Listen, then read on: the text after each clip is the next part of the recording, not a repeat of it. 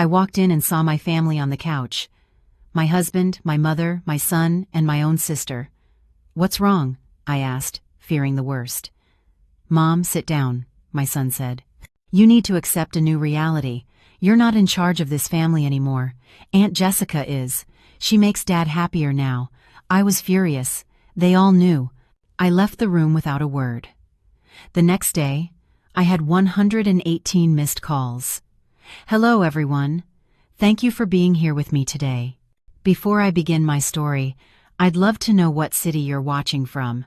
Please feel free to share it in the comments. Now let me immerse you in this story." The wind coming off the Hudson River was sharp that night, the kind of cold that slips through your coat and settles in your bones. I had just landed at JFK after 3 exhausting days in Chicago, saving a deal that my husband, Mark, had nearly torpedoed with his arrogance. I was exhausted. My eyes burned from lack of sleep, and my shoulders ached from the weight of my laptop bag. All I wanted was a hot shower, a glass of Cabernet, and the comfort of my home. I wanted to tell Mark that I had fixed his mess, that the Sterling Fuentes Realty empire we had built over 22 years was safe for another quarter. I pulled the car into the driveway of our home in Greenwich, Connecticut. The living room lights were on, glowing brightly against the dark, frost-covered lawn. It was strange. Normally, the house was quiet by 10 p.m. Mark would be in his study, and my 2 one-year-old son Jake would be in his room playing video games or out with his friends. I opened the front door, dropping my keys into the bowl on the entryway table. The silence that greeted me wasn't peaceful, it was thick. It felt charged, like the air before a thunderstorm. "Hello?" I called out, hanging up my coat. "Mark? Jake? I'm home." "Eleanor, we're in the living room." My mother's voice drifted from the living room. My stomach clenched. My mother, Carol, lived 40 minutes away. What was she doing here on a Tuesday night? A sudden panic seized me. Had something happened to my sister, Jessica? Was someone sick? I rushed toward the living room, my heart hammering against my ribs. But it wasn't a medical emergency, it was a tribunal. They were all there, arranged on the designer leather couch I had chosen myself last Christmas. Mark sat in the center, impeccably dressed in a crisp white shirt, but he wouldn't meet my eyes. To his left was my mother, Carol, her posture rigid, her hands clasped tightly in her lap. To his right, Jessica, my younger sister, and in the armchair next to them, my son, Jake. The atmosphere was suffocating. No one was crying, no one looked sad. They looked resolute. "What's going on?" I asked, my breath catching. "Is everyone okay? Mom?" I took a step forward, but Jake stood up. He didn't come to hug me. He planted himself like a security guard blocking a door. He looked at me with eyes devoid of the warmth I had nurtured for 2 decades. "Mom, sit down," Jake said. His voice was cold, deeper than I remembered, stripped of all affection. "You need to listen, and you need to not make a scene." "A scene?" "Jake, you're scaring me. What is this?" "You need to accept a new reality," he continued, reciting words that sounded rehearsed. "You're not in charge of this family anymore." I looked at Mark. "Mark, why aren't you saying anything?" Mark finally looked up. His handsome face, the face that had been the public image of our company for years, was twisted into a mask of pity mixed with annoyance. "It's over, Eleanor. The charade is over." "What charade?" I felt like I was drowning on dry land. "Aunt Jessica," Jake said, gesturing to my sister. "She makes Dad happier now. Unlike you, she gets him." The world stopped spinning. I looked at Jessica, my little sister, whose rent I had paid for 6 years, whom I had hired when no one else would give her a job. She sat there, legs crossed, wearing a silk blouse that looked suspiciously like one missing from my closet, and then I saw it. Mark's hand was resting casually, possessively, on Jessica's knee. "We didn't want you to find out from a stranger," my mother, Carol, chimed in. Her voice wasn't apologetic, it was a lecture. "We wanted to do this as a family. Eleanor, you have to be realistic. You've been married to your job for years. Mark is a man with needs. He needs a wife who is present, not a business partner who sleeps with her laptop." "Mom," I whispered, the betrayal cutting deeper than any knife. "You knew about this? You're approving of this?" I'm supporting happiness, Carol said, lifting her chin defiantly. Jessica and Mark share a connection. They love each other, Eleanor. It's not something they planned, it just happened. You can't punish them for falling in love. I looked at Jessica. She offered a small, triumphant smile. She tucked a strand of hair behind her ear and looked down. On her finger, glinting under the recessed lighting, was a diamond ring. Not a new ring. My ring. It was the vintage Art Deco diamond Mark had given me for our 20th anniversary, the one that had mysteriously vanished from my jewelry box 6 months ago. I had torn the house apart looking for it, crying for days. Mark had told me I was careless, that I'd probably lost it at the gym. "That's my ring," I said, my voice trembling with a rage so pure it felt hot in my throat. "It looks better on her," Mark said with a shrug. "It was a waste on you. You never wear jewelry anyway." "We want you to move out," Jake said, breaking the silence again. "Dad's keeping the house. I'm staying here. It's better if you go. You create too much tension."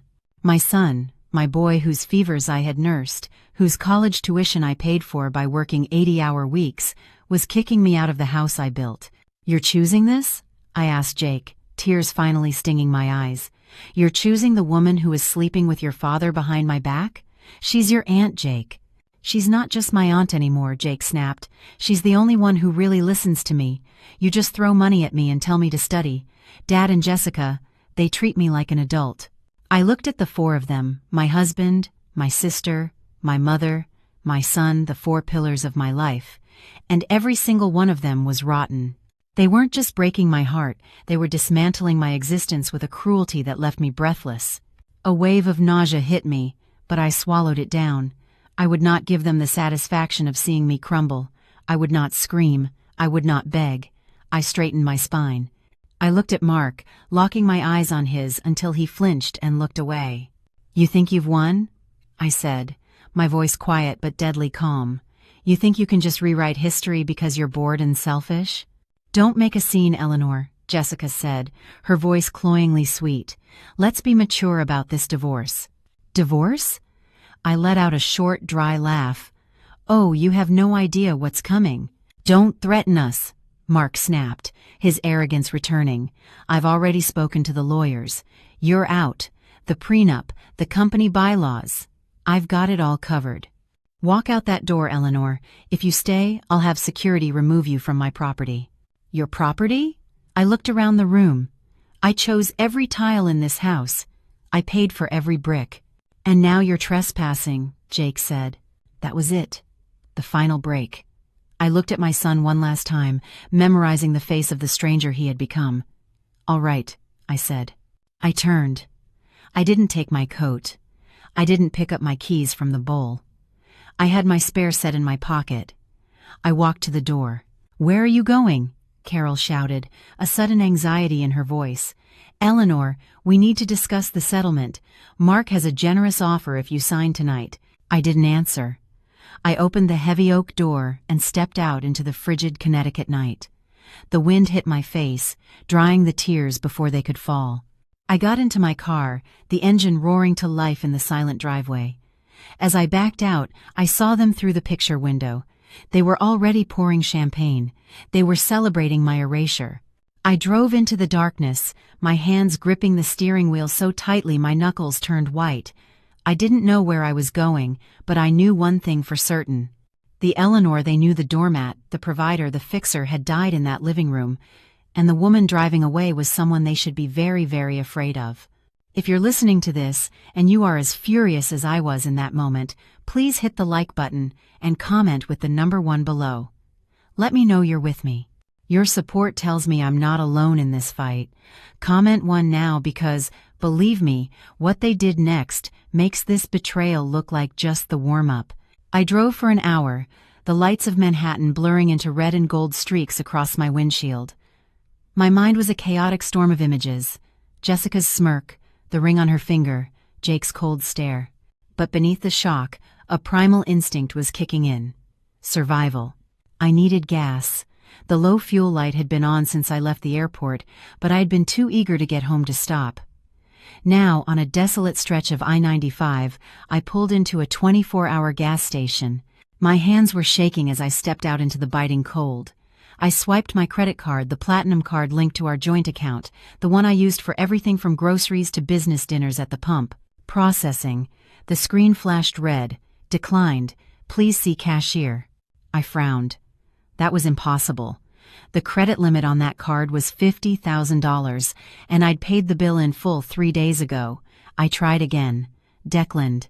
A cold knot formed in my stomach, heavier than the betrayal I'd just witnessed. I dug through my wallet and pulled out my personal debit card, the one linked to my checking account where my salary was deposited. I went inside the station. The clerk, a bored teenager with headphones around his neck, didn't even look up as I put a bottle of water and a pack of gum on the counter. I swiped the debit card.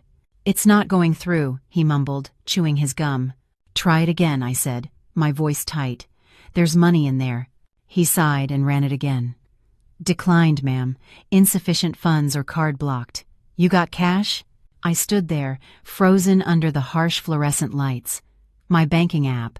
I had to check my app. My clumsy fingers fumbled for my phone as I logged in. Access. Denied. User authentication failed. Please contact your branch. I tried the business account. Access denied. I tried the joint savings account. Access denied. Mark hadn't just kicked me out of my home, he had executed a financial kill switch. He had been planning this. You don't lock a co-owner out of business and personal accounts instantly unless you've laid the groundwork with the bank, falsely claiming fraud or changing administrative privileges days in advance. He wanted me destitute. He wanted me stranded in the middle of the night, with no resources, so that I would crawl back and sign whatever generous offer Carol had mentioned. I rummaged through my purse, past the useless plastic, to the small zipper pocket at the bottom. I found 3 crumpled $20 bills and a handful of change, $60-something. That was my net worth at this moment. I paid for $20 of gas and the water with cash. I got back in my car, shivering, not just from the cold, but from the terrifying awareness of my vulnerability. I couldn't go to a hotel. I had no credit card for a deposit. I couldn't go to my mother's. I couldn't go to Jessica's. I drove until I found a roadside motel with a flickering neon sign that read vacancy. It was the kind of place where truckers sleep for a few hours, the kind of place where the sheets smell like stale smoke and regret. Pay in advance, the night manager said through bulletproof glass. $50 for the night. I handed him $50 of my remaining $60. He slid a key through the tray. Room 12. The room was freezing. The heater rattled and spit out air that smelled like burning dust. I sat on the edge of the sagging mattress, still in my expensive business suit, my coat pulled tightly around me. I looked at my phone. The screen was lit up with notifications. No apologies, no please come back. 118 missed calls. Most were from a number I recognized, Mark's personal lawyer, a shark named Richard Valentine. And then the emails started to arrive. Subject: marital dissolution agreement. Subject: urgent. Non-disclosure agreement required. Subject: notice of termination. Sterling, Fuentes Realty. I opened the termination notice first. It was a PDF attached to an email from the head of HR, a woman I had hired, a woman I had mentored. Dear Miss Fuentes, effective immediately, your position as Chief Operating Officer is terminated for cause, allegations of corporate espionage and gross negligence. I laughed. A harsh, raw sound in the empty room. Espionage? Negligence? I was the one who stayed until 3 a.m. auditing the books. I was the one who knew every zoning law in New York City. Mark didn't even know how to convert a PDF without asking for my help. And then a text message came through. It was from Jake.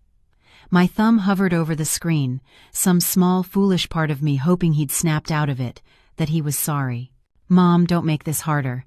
Dad says he'll cut off my tuition and trust fund if you fight the divorce. He's promised me the VP position next year if I stick with him. You always told me to be ambitious. I'm just doing what you taught me. Please understand. I dropped the phone on the bed, as if it were burning. That was the final erasure. Mark hadn't just taken my money and my job. He had bought my son's soul. He had used the wealth I helped build to bribe my own child against me. I curled up on the filthy bedspread, my knees pulled to my chest. The tears finally came, hot and fast. I cried for the little boy I used to read bedtime stories to. I cried for the sister I had protected on the playground. I cried for the husband I had believed in when he was nothing but a smile and a cheap suit. But as the night wore on, and the tears dried into a crusty salt on my cheeks, something else began to settle in my chest. It was cold and heavy, like a stone. They thought they had erased me. They thought by taking away the credit cards and the passwords, they had taken away my power. They forgot one thing. They forgot who built the castle they were sitting in. They forgot who designed the security systems, who drafted the contracts, and who knew where all the bodies were buried.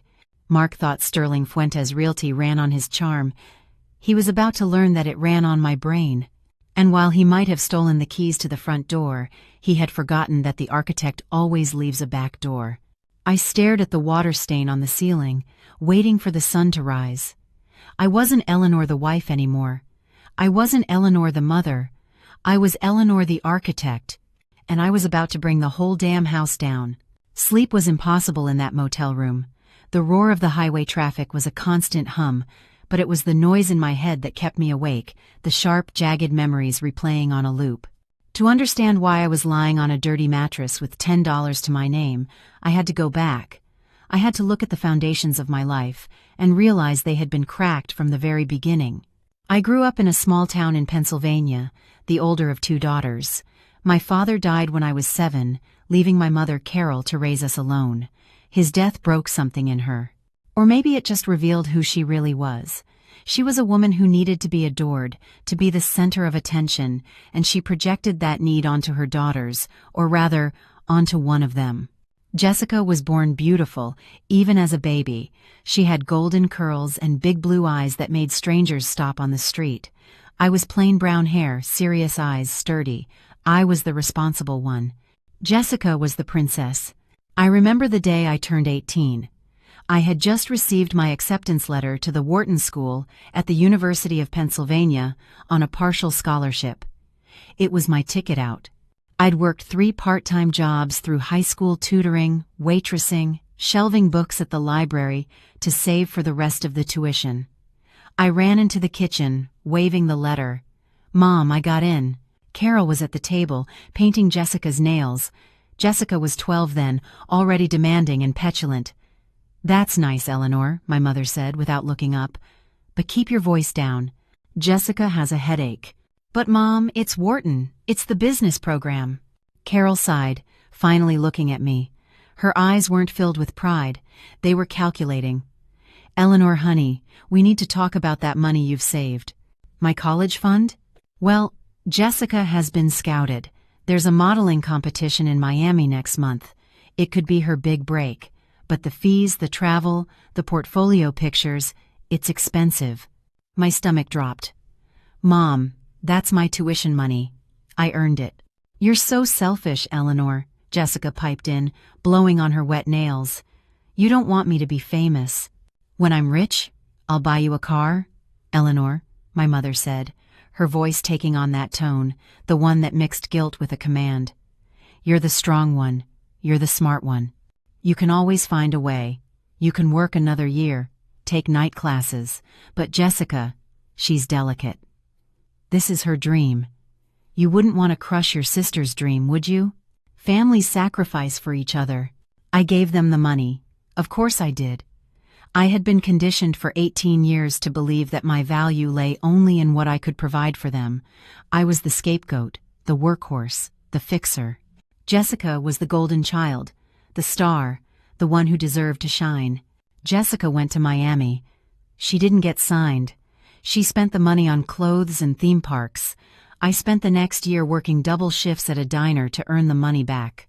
I started college a year late, exhausted but determined. That dynamic never changed. It just evolved.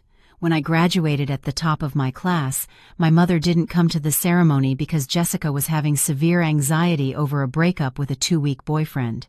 I walked across the stage alone. When I got my first big promotion at a financial consulting firm, my mother said, "That's great, honey. Hey, Can you lend Jessica $2,000? Her landlord is being a real jerk. I paid Jessica's rent. I paid for her car repairs. I paid for acting classes she never attended.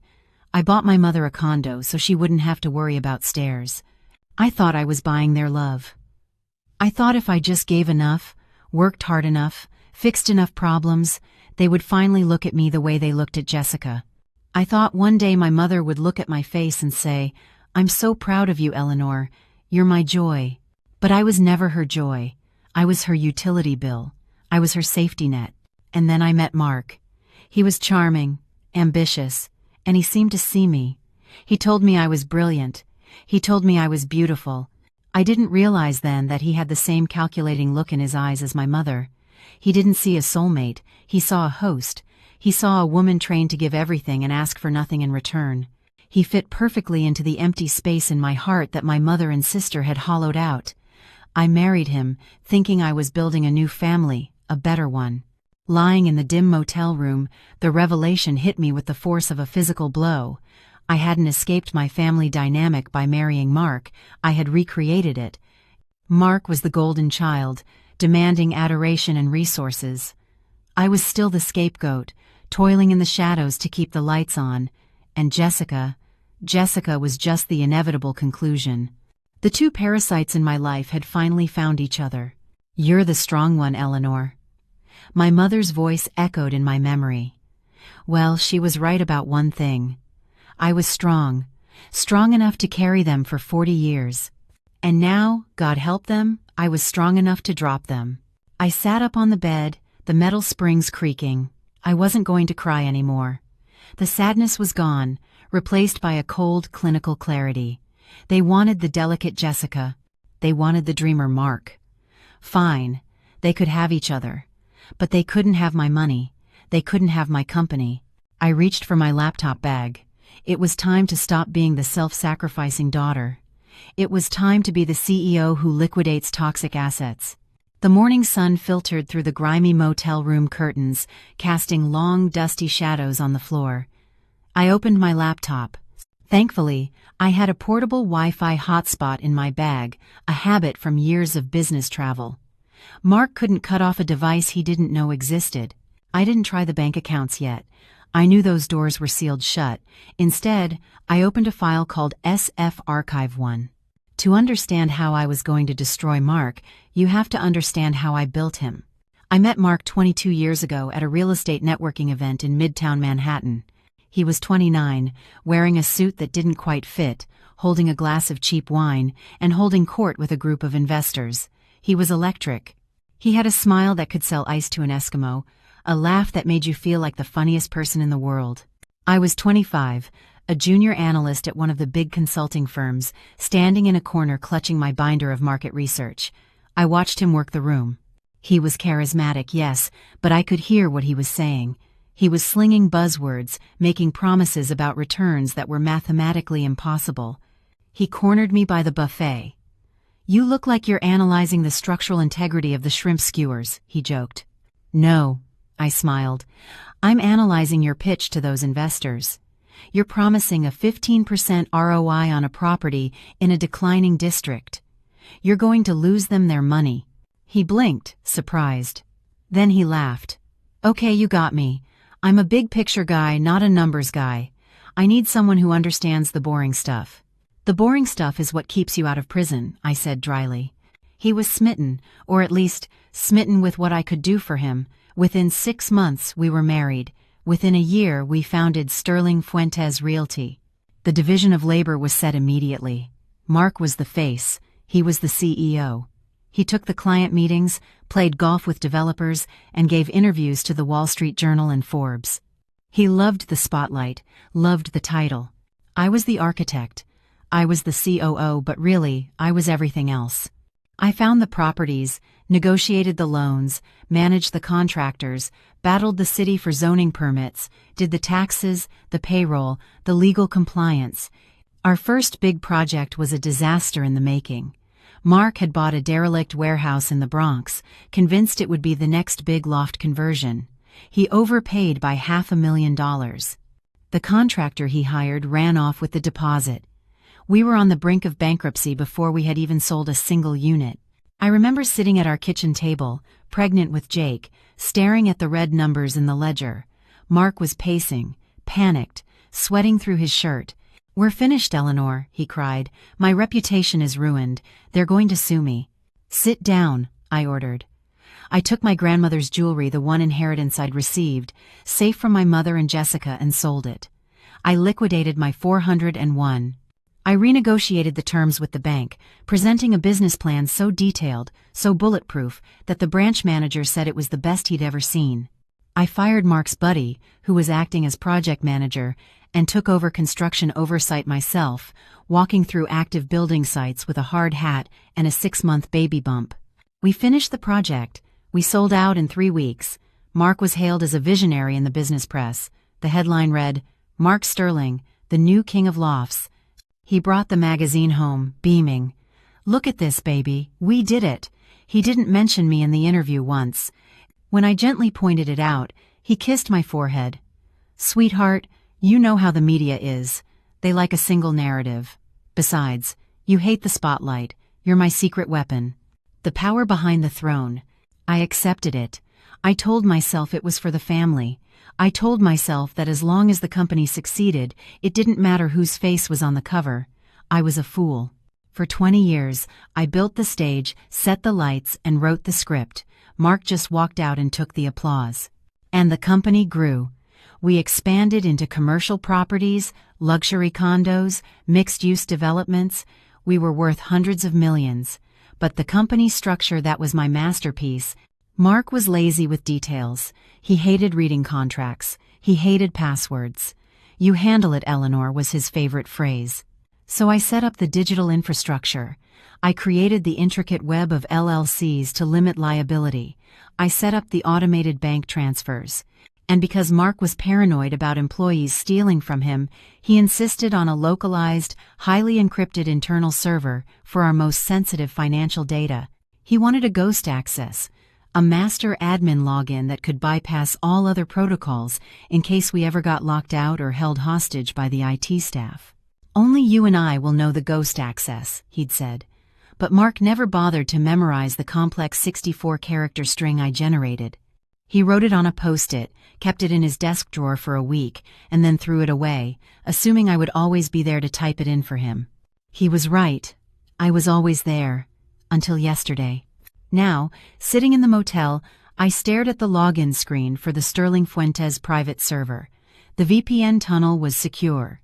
Mark thought that by calling the bank and removing me as a signatory, he had cut me off. He thought by firing me through HR, he had revoked my access. He relied on the standard protocols. He relied on the front door. He forgot about the ghost access. My fingers hovered over the keyboard. I typed the character string. It was a line from a Robert Frost poem mixed with the GPS coordinates of the first building we bought and the date Jake lost his first tooth. Mark knew none of those things. Authentication in process. Access granted. Admin level. The screen flooded with data. The entire nervous system of Sterling Fuentes Realty was open before me. Emails, wire transfers, transfer logs, tax documents, private chat histories. I wasn't just looking at a company. I was looking at the crime scene of my marriage. I started downloading. I didn't want a few files. I wanted everything. Every email Mark had sent for the last 5 years. Every expense report. Every wire transfer to the Cayman Islands or Switzerland. And that's when I saw it. A folder labeled Project J. It wasn't a construction project. The J stood for Jessica. I opened the folder, and the blood ran cold in my veins. This wasn't just an affair. This was grand-scale embezzlement. Dates, amounts, receipts. January 12th. $5,000 wire to Miller Consulting LLC, Jessica's maiden name. February 14th, $12,000 at Cartier. March 1st, $4,500 monthly rent for a luxury suite at the Plaza Hotel. He had been keeping Jessica like a courtesan on company money for 3 years. But it was even deeper. I saw wires to a shell corporation I didn't recognize, Orion Investments LLC. The signatory on Orion wasn't Mark, it was Jessica. And the assets being transferred to Orion weren't just cash, they were deeds. Mark was slowly transferring the titles of our most valuable, debt-free properties to a company owned by my sister. He was gutting Sterling Fuentes, preparing to leave me with the empty shell, while he and Jessica walked away with the assets. I felt sick. This wasn't just replacing me as a wife, this was a grand heist, but as I scrolled through the documents, a cold smile touched my lips. Mark was a showman, not an architect. He didn't understand the paperwork he was signing. In his arrogance and Jessica's greed, they had made mistakes. Amateur, sloppy mistakes. They had forged my signature on the deed transfers. I could see it in the PDFs, a clumsy digital copy-paste of my signature from a different document. And on the Orion Investments operating agreement, Jessica had listed her permanent address. It was my address, the house I paid for. I had them dead to rights, but I couldn't strike yet. If I went to the police now, Mark would claim it was a clerical error. He'd pay a fine and bury me in litigation for years. He had money for expensive lawyers. I had $10. I needed to let them hang themselves. I needed them to feel secure. I needed them to think I was defeated, broke, and hiding in a hole somewhere. I closed the laptop. I had the blueprints for their destruction. Now I just needed to build the trap. The digital evidence of Project J burned in my mind, forcing me to remember exactly how Jessica had infiltrated my sanctuary. It started 5 years ago, a time when Sterling Fuentes was booming and my guard was down. Jessica had just gone through her third divorce. Her ex-husband, a decent mechanic named David, had left her because she refused to work and spent his paycheck on designer bags she couldn't afford. She showed up on my doorstep with 2 suitcases and a tearful story that would have won an Oscar. "He was abusive, Eleanor," she cried, throwing herself into my arms. I later learned abusive meant he had cut off her credit card. "I have nowhere to go. Mom said you would help me." Carol called me 10 minutes later. "Eleanor, you have that huge house with all those empty guest rooms. Let your sister stay for a few weeks. She just needs to get back on her feet. Family helps family." I agreed. I always agreed. 1 week turned into 6 months. Jessica spent her days by my pool, drinking my wine and criticizing my landscapers. Mark, at the time, seemed annoyed by her presence. "She's a freeloader, Eleanor," he'd complain. "She treats our house like a hotel." I defended her. "She's grieving, Mark. Give her time." Then came the request. "I need a job," Jessica announced one night at dinner. "I'm bored. I want to work for you guys." I nearly choked. "Jessica, we run a commercial real estate firm. It's high pressure. What skills do you have for this?" "I'm good with people," she insisted. "I can be, I don't know, client relations. I can plan the parties. I can schmooze the investors. You guys are so serious. You need someone fun." "No," I said. It was one of the few times I set a boundary. But Carol intervened. She drove 40 minutes to have coffee with me. "Eleanor, this is Jessica's chance to be responsible. If you don't give her a job, she'll spiral. Do you want her living on your couch forever? Give her a salary. Let her move out." "Mark thinks it's a good idea." He blinked. "Mark does?" "I spoke with him," Carol said smoothly. "He thinks Jessica could help soften the company's image. You know you can be a little intense, honey." I confronted Mark. "You want to hire Jessica?" Mark shrugged, adjusting his tie. "Your mother's right. We need someone to handle the social stuff. The galas, the charity events. You hate that stuff. Let her do it. Pay her an assistant's salary. Get her out of the house. We all win." I caved. I created a position, Director of Special Events. At first, it seemed to work. Jessica moved into an apartment I subsidized and planned the company Christmas party. It was lavish, over budget, but a success. Then the subtle shifts began. Jessica started coming to the office every day, dressed not in business attire, but in body-hugging dresses that were just on the edge of inappropriate. She would spend hours in Mark's office, discussing event logistics. I'd walk by and hear them laughing. Whenever I entered the room, they would fall silent.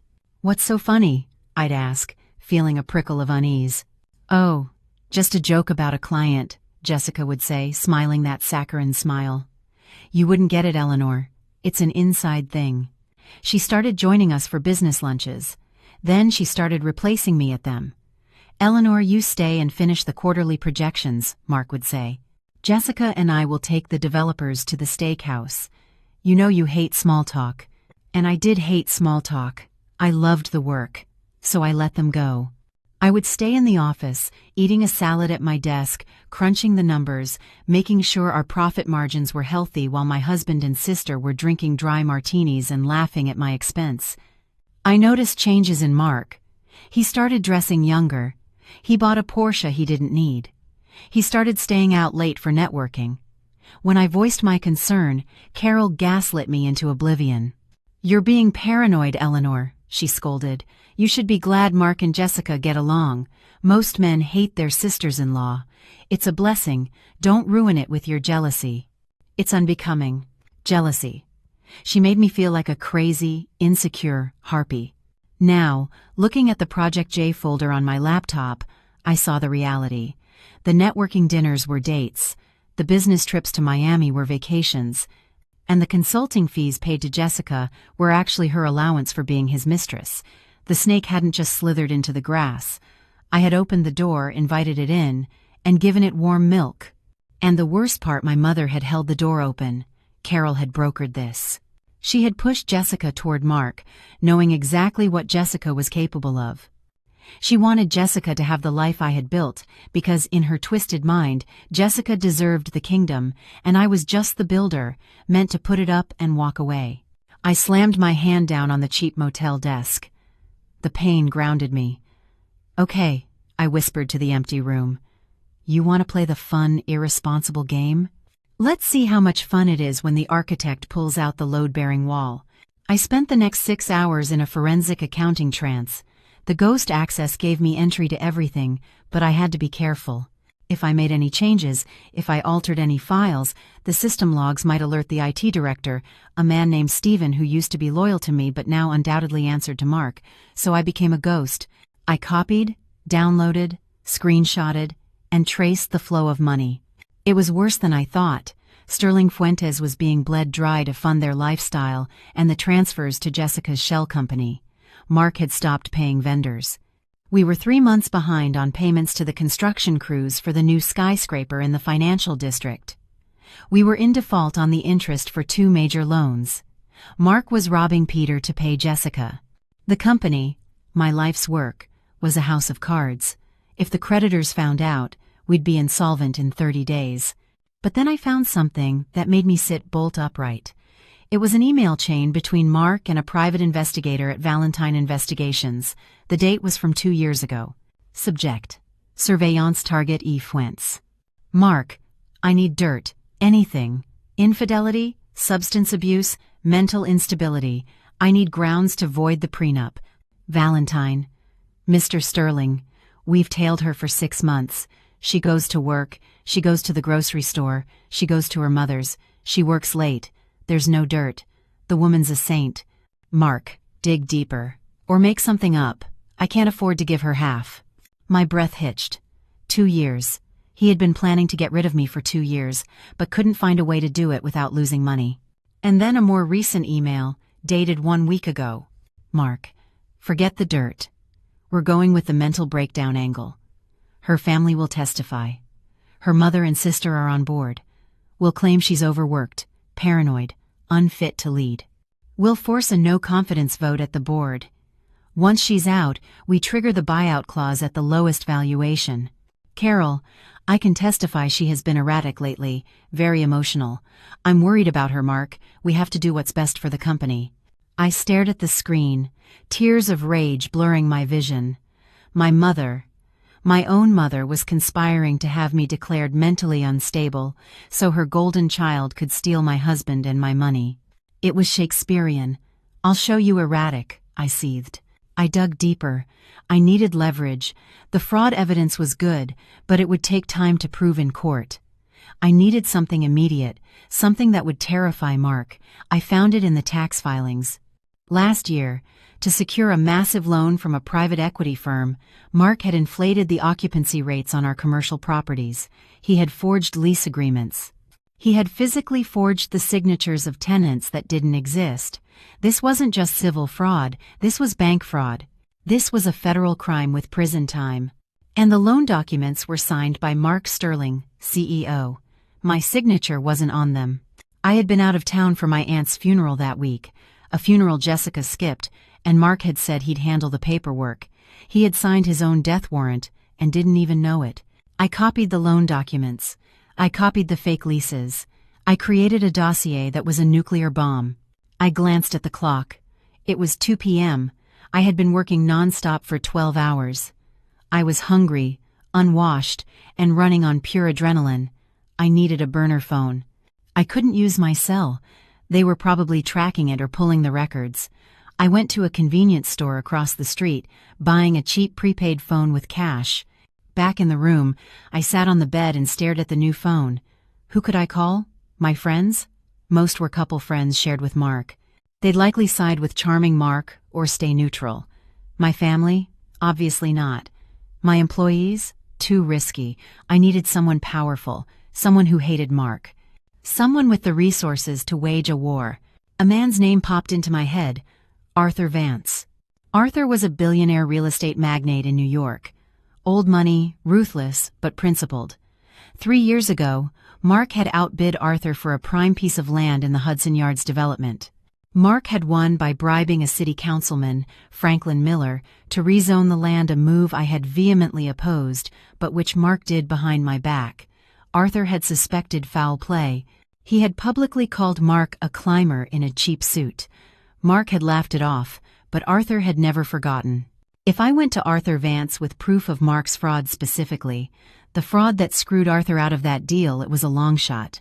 Arthur might just laugh in my face. He might throw me out. But he was the only person in New York with enough power to shield me from Mark's legal team. I dialed the number for Vance Enterprises. I knew it by heart. I'd looked at it enough times when we were rivals. Vance Enterprises, chairman's office. A crisp voice answered. I need to speak with Mr. Vance. Immediately.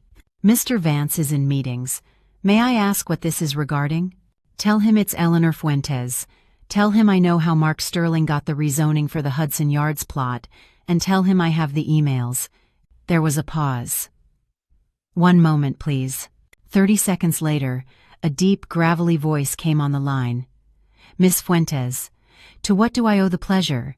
Did your husband send you over to gloat? My husband just fired me, emptied my bank accounts, and moved his mistress into my house, I said, my voice steady. I'm not here to gloat, Mr. Vance. I'm here to burn him to the ground, and I thought perhaps you'd like to bring the marshmallows. Silence. Then a low chuckle. I'm listening. Before I went to meet Arthur Vance, there was one more wound I had to cauterize. One file I had been avoiding in the Sterling Fuentes database, Jake's trust fund. Jake was my weak spot, my Achilles heel.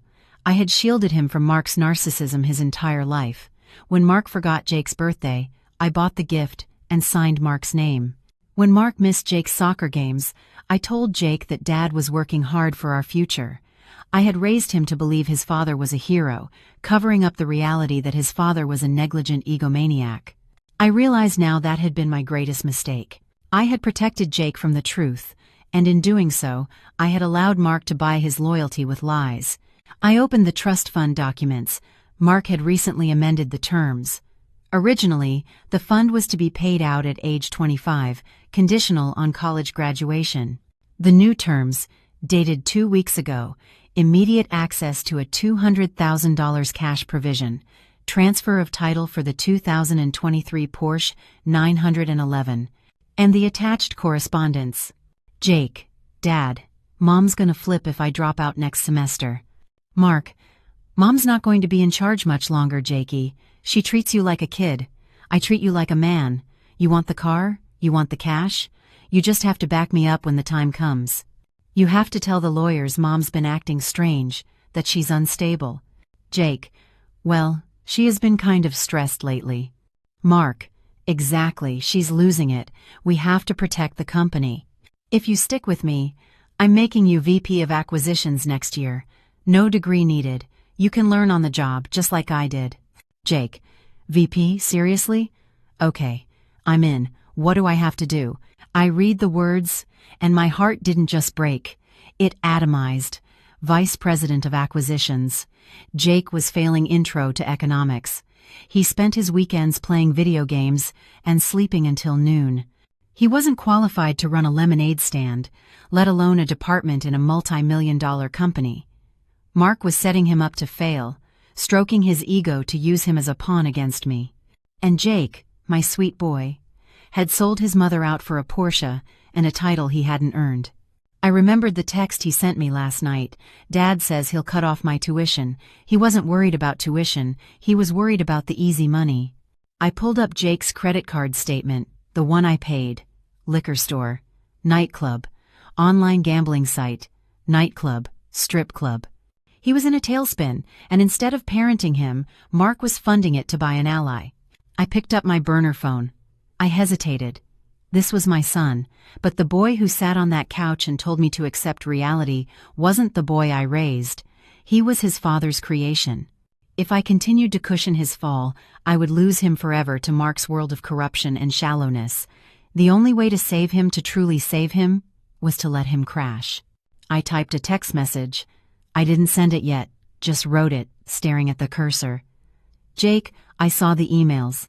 I saw the car. You chose the easy way, but the easy way is a trap. When your father is done using you, he will discard you just like he did me. I love you enough to let you learn this the hard way. Good luck, Mr. Vice President.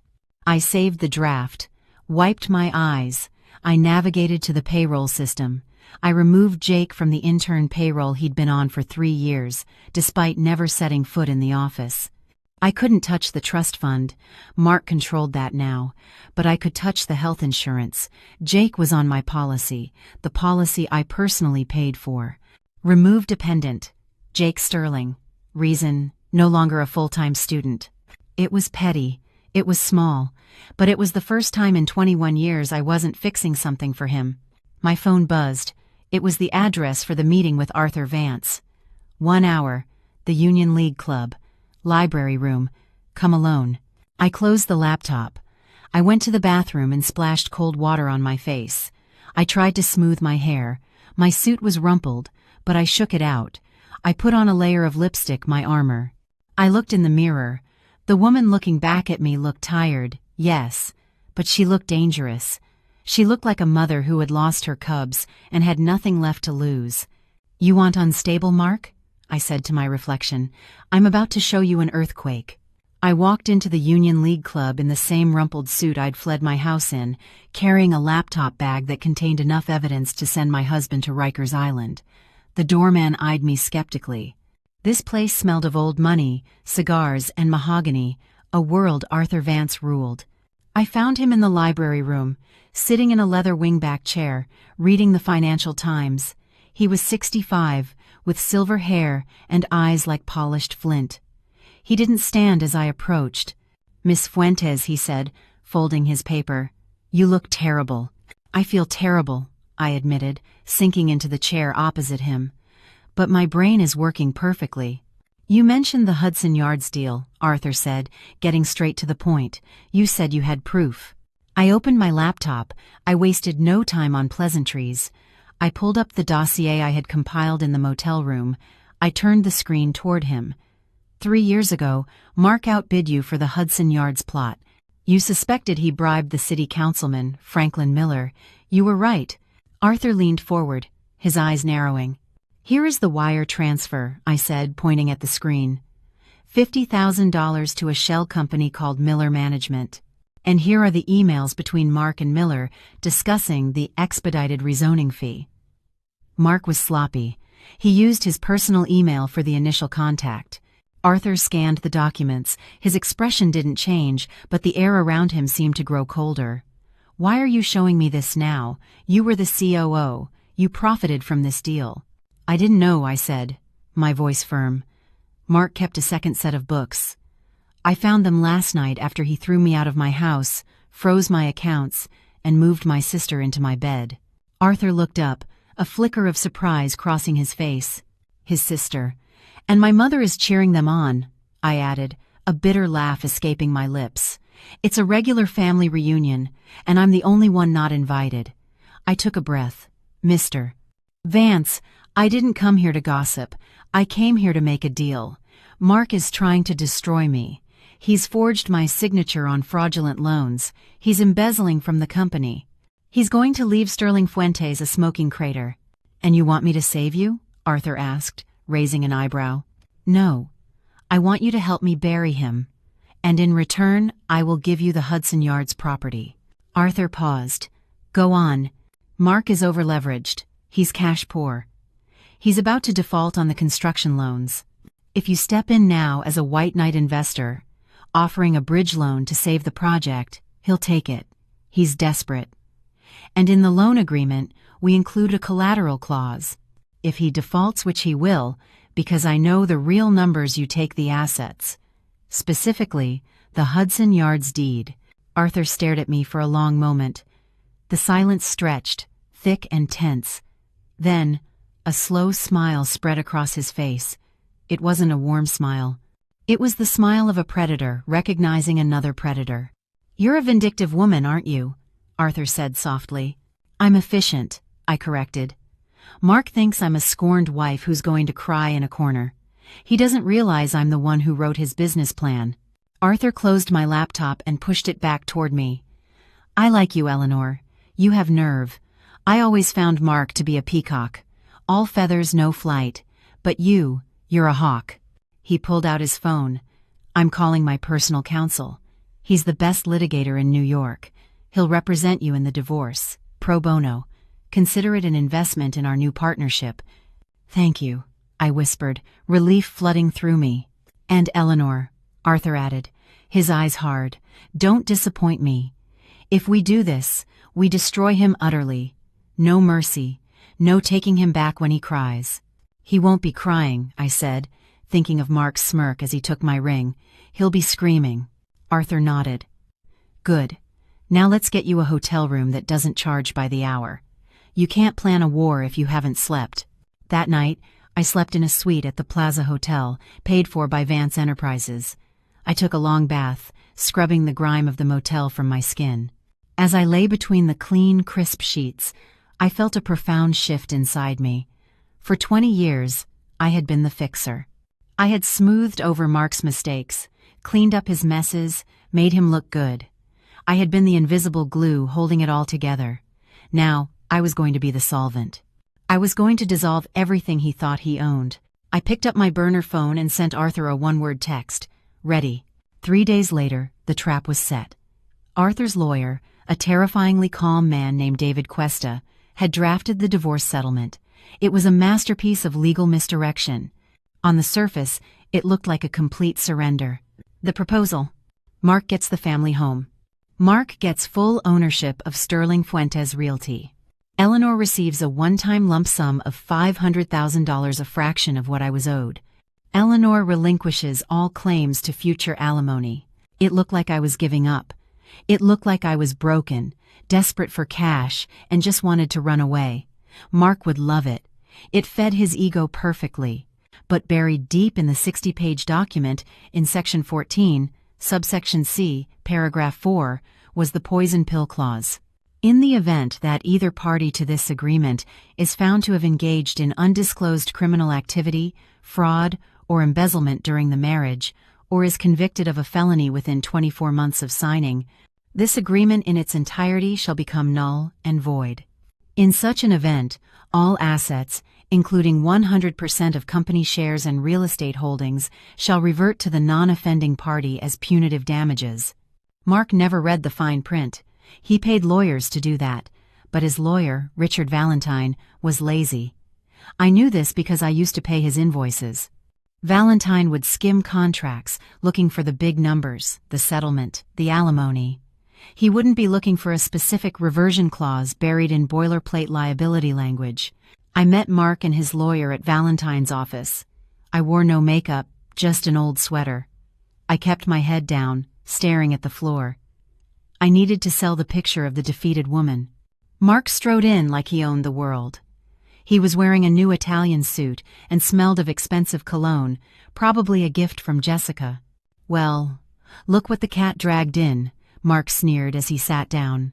"I hope you're ready to sign, Eleanor. Jessica and I have wedding invitations to order." "Just give me the check," I said, my voice quavering. "I just want to be gone, Mark. I can't fight you anymore." Mark laughed, looking at Valentine. "See? Told you she'd fold. She doesn't have the stomach for this." Valentine slid the papers across the table. "Standard agreement, Eleanor. You walk away with $500,000 and a clean slate. Just sign here, here, and here." I picked up the pen. My hand was shaking, part acting, part pure adrenaline. "And Jake?" I asked softly. "Jake's staying with me," Mark said, leaning back in his chair. "He's my VP now. We're going to build an empire together, without your constant nagging." I felt a sharp pain in my chest, but I swallowed it. "Okay, just take care of him. Sign the damn papers, Eleanor." I put my name on the line that seemingly signed away 20 years of my hard work. Then Mark signed. He did it with a flourish, a big, arrogant M. "Done," Valentine said, closing the folder. "The check will be wired to your account tomorrow." Mark stood up, buttoning his jacket. He looked down at me with a smirk that made my skin crawl. "You know, Eleanor, you should thank me. You were always too uptight for this life. Go live on a farm or something. Find yourself a nice librarian." "Goodbye, Mark," I whispered. As he walked toward the elevator, I could hear Mark laughing with Valentine. That was easier than I thought. She didn't even ask for the beach house. The elevator doors closed, cutting off his laughter. I leaned against the metal wall and let out a long breath. He had signed. The poison pill was active. Now all I had to do was prove the crime, and I already had the proof. I just needed the right stage to present it. And what better stage than a wedding? Mark and Jessica had announced the date. It was in 3 weeks. A whirlwind romance, they called it. They wanted to be legitimized before the spring gala season. 3 weeks. That was my deadline. I left the building and got into Arthur's waiting town car. "He signed?" Arthur asked from the back seat. "He signed," I said, a genuine smile finally breaking through. "He thinks he bought my silence for $500,000. He just signed away his entire life." Arthur poured me a glass of sparkling water. "To the architect." "To the demolition," I replied. The next 3 weeks were an exercise in masochism. I had to remain invisible while Mark and Jessica flaunted their victory all over New York. I rented a small, discreet apartment on the Upper West Side using my maiden name. I spent my days with Arthur's forensic accountants, building the case. We were turning the raw data I'd stolen into a legal sledgehammer. Every night, I tortured myself by checking social media. Jessica's Instagram was a vomit of luxury, a picture of a new Mercedes convertible. My future hubby is spoiling me. Blessed number, new beginnings. A picture of my dining room, redecorated with tacky gold wallpaper. Out with the old, in with the glam, finally making this house a home. That one hurt, seeing her erase my touch from the home I built. But the most painful posts came from my mother. Carol posted a picture of the 3 of them, Mark, Jessica, and her toasting with champagne flutes at a tasting menu dinner. Caption: "Finally, a family that knows how to enjoy life.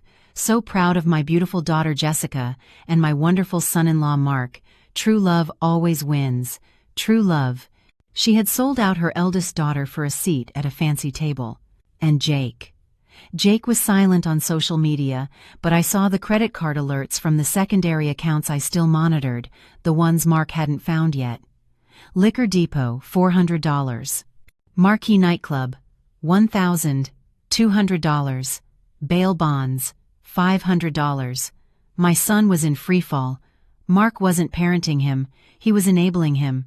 I wanted to rush in and save him, but Arthur stopped me. "You can't save someone who doesn't want to be saved, Eleanor," Arthur told me gently. He chose his side.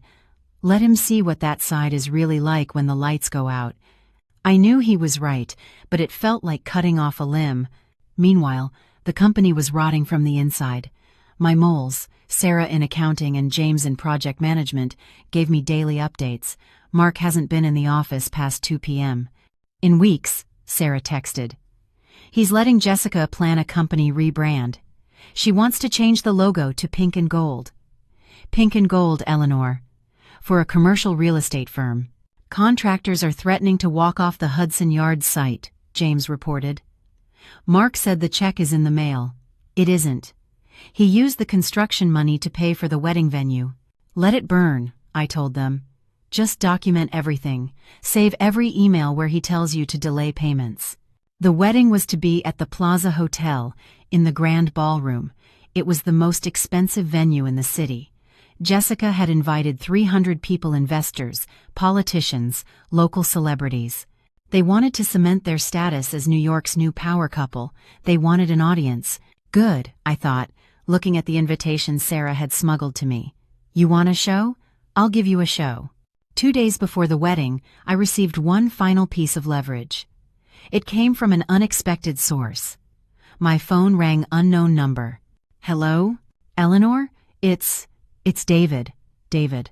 Jessica's ex-husband, the mechanic she had bled dry. David, I said, shocked. How are you? I'm okay. Look, I heard about what happened. What they did to you. It's disgusting. It is, I agreed. I have something, David said, his voice low. When Jessica left me, she left a box of papers in the garage. I was going to burn them, but I went through them last night. Eleanor, did you know she had credit cards in your name from 3 years ago? The blood froze in my veins. What?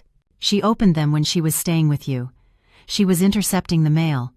She maxed them out, then hid the statements. But I found the letters from the collection agencies. And I found a letter from Mark. From Mark? Yeah. He paid off one of the cards. The letter says, I've covered this one, Jay, but you have to be more careful. If Eleanor sees this on her credit report, we're both dead. Stick to the plan. 2 more years, and we take it all. 2 more years. The timeline fit perfectly. Mark had been conspiring with my sister to steal my identity and my money while I was feeding her and giving her a job. David, I said, my voice shaking, can you get me that box? I'm on my way, he said. When David handed me that box, I felt the final lock click into place. This wasn't just fraud, it was a predatory, calculated, evil conspiracy. I looked at the handwritten letter from Mark. 2 more years, and we take it all. I locked the letter in my safe. Thank you, David, I said. Give 'em hell, Eleanor, he said with a grim smile. Oh, I plan to, I replied. I plan to give them the whole damn inferno. The day before the wedding, I did something dangerous. I went to see Jake. I knew I shouldn't. Arthur advised against it, but I was a mother first and a vengeful ex-wife second. I needed to give him one last chance to get off the sinking ship. I waited outside his new penthouse apartment, the one Mark had bought with company funds. At 11 a.m., Jake stumbled out, looking hungover. He wore designer sunglasses and a sweatshirt that cost more than my first car. Jake, I called. He jumped, spinning around. When he saw me, his face hardened. Mom, what are you doing here? Are you stalking me now? I'm not stalking you. I'm trying to save you. I don't need saving, he spat, walking toward his Porsche. I'm doing great. Dad just put me in charge of the Southern portfolio. Jake, listen to me, I said, stepping in his path. Your father is lying to you. The company is bankrupt. He's stealing money to pay for this lifestyle. He's using you as a shield. When the feds come, and they are coming, your name is on the documents. Jake laughed. It was a hollow, brittle sound. You're just jealous. You're jealous because Dad's winning and you're a nobody. You're living in some dump, right? Dad told me. I'm living in reality, I said, my voice urgent. Jake, please. Don't go to the wedding tomorrow. Just say you're sick. Go away with your friends. Just don't be there, standing next to him, when it happens. When what happens? He challenged. You're going to crash it? You're going to make a scene? God, you're pathetic, Mom. Dad said you'd try to ruin it. He called me pathetic.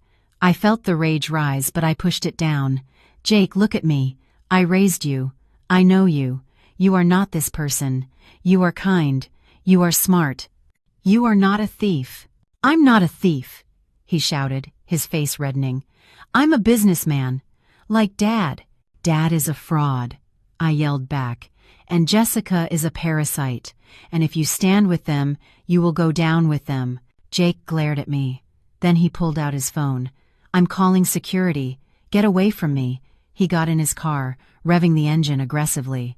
As he peeled out of the parking spot, he rolled down the window and yelled, "Don't come tomorrow, Mom. Nobody wants you there. You're the past."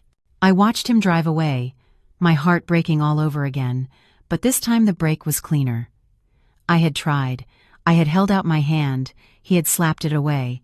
He was on his own now. I drove back to my apartment. Arthur was waiting for me with the final preparations. "How did it go?" he asked, though he clearly knew the answer from my face. "He's gone," I said flatly. "Completely brainwashed." "Then he will learn the hard way," Arthur said. "Are you ready for tomorrow?" "Yes, we have the access codes to the projector." "Yes." "The police are briefed." "Yes. Inspector Miller is meeting us in the lobby at 8 p.m. Arthur handed me a garment bag. "Then you'll need this." I unzipped the bag. Inside was a suit, not a frantic, desperate ex-wife's dress. It was a sleek, tailored black tuxedo. Yves Saint Laurent, powerful, elegant, severe. "Put on your armor, Eleanor," Arthur said. "Tomorrow, you are not the victim. You are the executioner." I touched the fabric. It was cool and smooth. "Thank you, Arthur." "Get some rest," he said. "Tomorrow will be a long night." I didn't rest. I sat by the window, watching the city lights. I thought of Mark and Jessica, probably rehearsing their vows right now, probably laughing about how they had gotten away with it all. 2 more years, and we take it all. They wouldn't have 2 years. They wouldn't even have 2 days. Tomorrow, Mr. and Mrs. Sterling were going to have a very different kind of reception. The morning of the wedding dawned gray and overcast, a perfect day in New York for a funeral. I spent the morning reviewing the presentation. We had it timed to the second. It would start just after the love story video montage Jessica had commissioned for $20,000. At 6 p.m., the guests began to arrive at the plaza. I watched the live feed from a camera Arthur had installed in the ballroom. He had a stake in the hotel. Getting access was trivial. It was nauseating. The room was draped in crystal and pink roses, thousands of them. There was an ice sculpture of Mark and Jessica intertwined. I saw my mother, Carol, greeting guests. She wore a champagne-colored dress that was too young for her, beaming as if she'd won the lottery. "Yes, isn't it wonderful?" I heard her say to a confused-looking cousin. "They're soulmates. Eleanor, oh, poor Eleanor just couldn't handle Mark's success. She's taking some time away." I saw Mark. He looked nervous but triumphant. He was shaking hands, slapping backs, playing the part of the benevolent king. And Jessica. She entered in a custom Vera Wang gown, draped in diamonds. Diamonds my company paid for. She looked stunning. I had to admit it. Stunning and rotten. The ceremony began. I listened to them exchange vows. "I promise to be your partner in all things," Mark said, looking deeply into Jessica's eyes. "I promise to support your dreams and spend my life making you happy," Jessica cooed. I was sitting in the hotel suite upstairs, sipping a black coffee. "Lies," I whispered. "Every word is a lie." "Are we ready?" Arthur asked, checking his watch. "The signal is live," the tech confirmed. "The second you give the word, we hijack the feed." "Not yet," I said. "Wait for the toasts. Wait until everyone is seated and watching the screens." The reception began. The champagne flowed. Mark stood to give a speech. "I want to thank everyone for being here," he boomed, holding Jessica's hand. "This has been a long journey, a journey to find true happiness. Sometimes you have to make hard choices to find your real destiny." The crowd applauded politely, though I saw a few uncomfortable glances. Everyone knew the scandal. They just didn't care as long as the open bar was top shelf. And to my new wife, Jessica, Mark continued, "You are my muse, my rock, my everything." My phone buzzed. It was the signal. "Now," I said. Down in the ballroom, the lights dimmed for the video montage. Sentimental music began to play. Pictures of Mark and Jessica on yachts, in Paris, on the beach flashed across the huge screens behind the head table. The crowd awed. I stood up and smoothed the jacket of my tuxedo. I walked out of the suite and toward the elevator. "Showtime," Arthur said, walking beside me. Inside the elevator, I watched the numbers descend. 10, 9, 8. My heart wasn't racing anymore. It was beating slow and heavy, like a war drum. The elevator doors opened on the lobby level. Inspector Miller and 2 uniformed officers were waiting. "Miss Fuentes?" the inspector asked. "Yes." "We have the warrant. We're ready when you are." "Give me 5 minutes," I said. "I want them to see it before you put the cuffs on." "Understood." I walked toward the ballroom doors. The security guards Mark had hired to keep me out stepped forward. "Ma'am, this is a private event." Arthur Vance stepped out from behind me. "And I own the building. Stand aside, or you'll be looking for work tomorrow." The guards hesitated, recognized Arthur, and immediately backed away. I pushed open the double doors.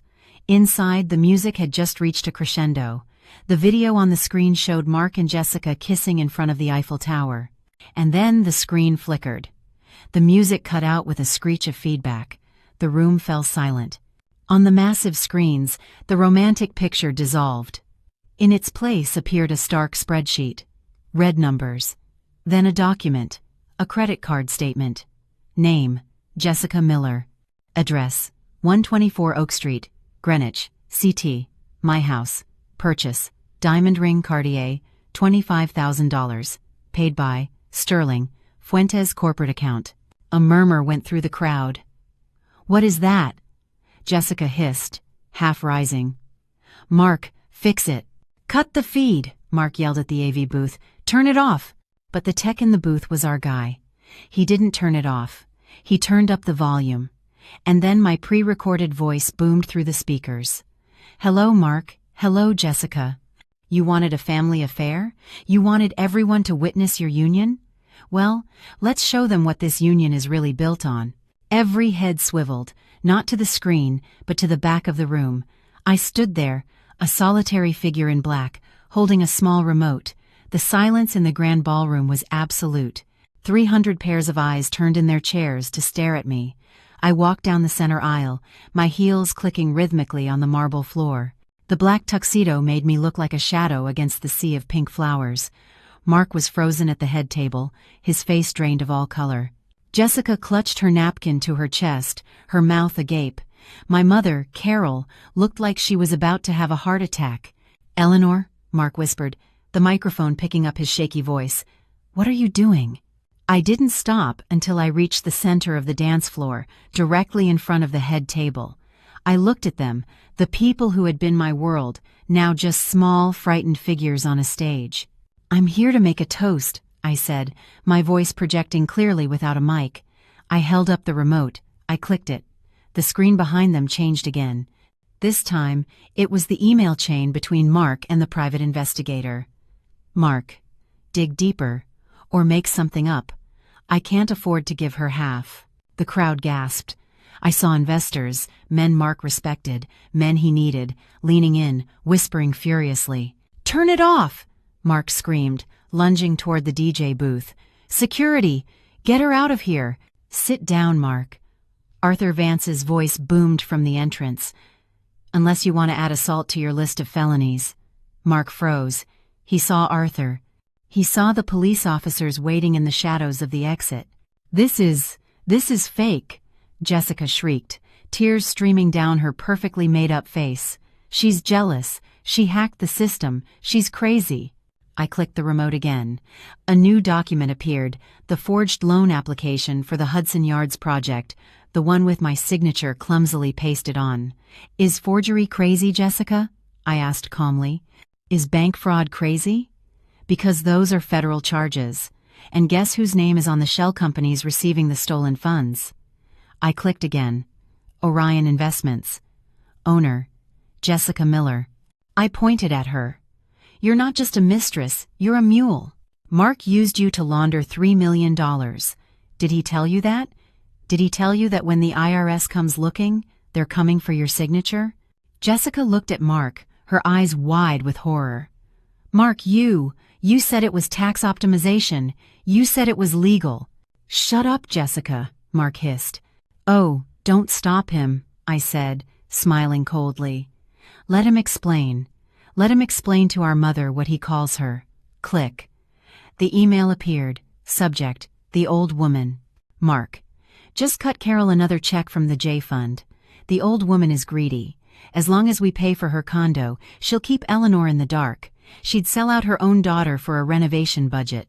Carol made a sound that was half wail, half choke. She stood up, her hands shaking so badly she knocked over her champagne glass. "Mark," she gasped, You called me that? After everything I did for you? I took your side. I betrayed my own daughter for you. And what did it get you, Mom?" I said, looking at her with pity. "A seat at a wedding that's about to become a crime scene." Mark looked around the room, his eyes wild. He saw his empire crumbling in real time. He saw investors getting up to leave. He saw waiters stopping to stare. He saw the end. "You signed the agreement!" he yelled at me, desperate. "You signed it! You gave up everything! You can't touch the company!" "Section 14, I said simply. "The poison pill. You committed a felony. The agreement is void, and everything, the house, the company, the assets, reverts to me." Mark's knees gave out. He collapsed into his chair. "And Jake," I said, turning my gaze to my son, who sat at the end of the table, pale as a ghost. Jake looked at me, terrified. He looked at the screen, where his own text messages were now displayed. "VP? Seriously? Okay. I'm in. You wanted to be a businessman, Jake?" I said softly. "Well, here's your first lesson. Vet your partners." I clicked the remote one last time. A video played. It was surveillance footage from the company parking garage. It showed Mark arguing with Jessica 2 days earlier. Mark, on the video: "Once we get the Vance money, we ditch the kid. Jake's a liability. We'll leave him with the tax debt and move to Monaco. He's too stupid to figure it out." The room was deathly quiet. Jake stood up slowly. He stared at his father. The hero worship in his eyes was gone, replaced by a devastating understanding. "Dad?" Jake whispered. "You were going to abandon me?" Mark stammered. "Jakey, that wasn't... I was just stressed. It's out of context." "You called me stupid," Jake said, his voice breaking. "You said I was a liability." "Jake, sit down," Mark ordered, trying to regain control. "Don't listen to her." Jake didn't sit down. He picked up his champagne glass and threw it in Mark's face. "I hate you," Jake screamed. "I hate you." Chaos erupted. Carol was sobbing. Jessica was hyperventilating. Mark was wiping champagne from his face, looking like a drowned rat. I lowered the remote. The presentation was over. I nodded to Inspector Miller. The police entered the room. The guests parted like the Red Sea. "Mark Sterling," the inspector announced. "You are under arrest for bank fraud, embezzlement, and forgery. Jessica Miller, you are under arrest for conspiracy and money laundering." "No!" Jessica shrieked as an officer grabbed her wrists. "I didn't know. I'm just his fiancée. He made me do it." "Tell it to the judge," the officer said, clicking the cuffs shut. Mark didn't scream. He just stared at me. As they cuffed him, he locked eyes with me. "You ruined everything," he spat. "You bitter, vengeful bitch." I walked up to him. I stood so close I could smell his fear. "I didn't ruin anything, Mark," I said, my voice as calm as a frozen lake. "I just turned on the lights. And you're just a cockroach that got caught." They dragged them away. The wedding guests stood in stunned silence. The only sound was Carol's weeping. I looked at the head table one last time. The cake was untouched. The flowers were perfect. The illusion was shattered. I turned to Arthur Vance. "I believe I'm done here." "Brilliant," Arthur said, offering me his arm. "Absolutely brilliant." As we walked out, I didn't look back at my crying mother or my devastated son. Not yet. They had made their beds. Tonight, they had to lie in them. The days after the wedding were a media circus. The New York Post ran the story on the front page. "Bridal doom, real estate mogul arrested at altar." I gave no interviews. I let the evidence speak for itself. I moved back into my house 3 days later. The police had cleared it as a crime scene. It was strange, walking back into the rooms I had designed. Jessica's things were everywhere: tacky clothes, cheap magazines, half-empty wine bottles. I hired a cleaning crew. "Throw it all out," I told them. "Anything that isn't mine. Burn the sheets, replace the mattresses." I wanted to scrub her DNA from my life. Mark was denied bail. The judge deemed him a flight risk because of the Monaco plan on video. He was at Rikers Island, trading his Italian suits for an orange jumpsuit. Jessica made bail, paid for by my mother, who had liquidated her retirement savings to get her baby out. But Jessica wasn't free. She was facing 5 to 10 years. Her face was all over the internet as the jail-bound gold digger. I walked into the offices of Sterling Fuentes, now solely mine. The employees greeted me with a mixture of fear and relief. "We're rebranding," I announced at the first all-hands meeting. "Sterling Fuentes is dead. Welcome to Phoenix Realty." They applauded. They knew who signed the paychecks now. A week later, my mother came to see me. She looked 10 years older. Her hair was unkempt, her eyes red. She stood on my porch, shivering. "Eleanor," she said, her voice trembling. "Carol," I said, blocking the doorway. I couldn't call her Mom. "Can I come in? It's so cold." "You can say what you have to say from there." She flinched. "Eleanor, please, be reasonable. Jessica is terrified. She's just a girl. She didn't know what she was doing. Mark manipulated her." "Jessica is 40 years old," I said coldly. "She knew she was sleeping with my husband. She knew she was spending my money. She signed the papers." "She's your sister," Carol wailed.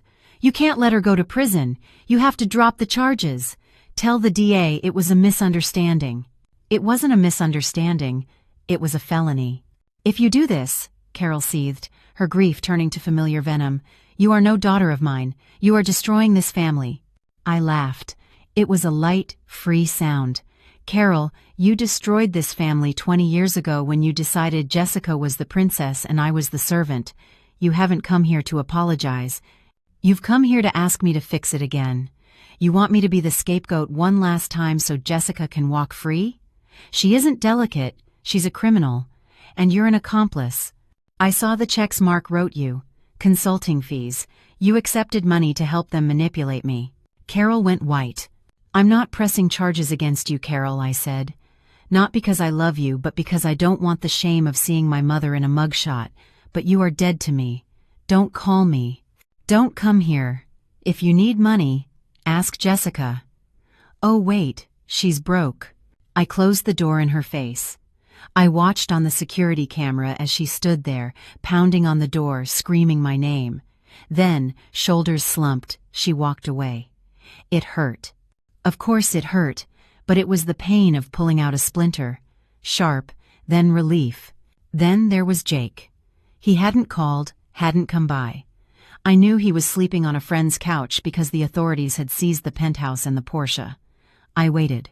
I knew he had to come to me on his own terms. 2 weeks later, he showed up at my office. He looked terrible. He'd lost weight. He was wearing old jeans and a t-shirt. No designer sunglasses, no attitude. "Mom?" he asked from the doorway. I looked up from my desk.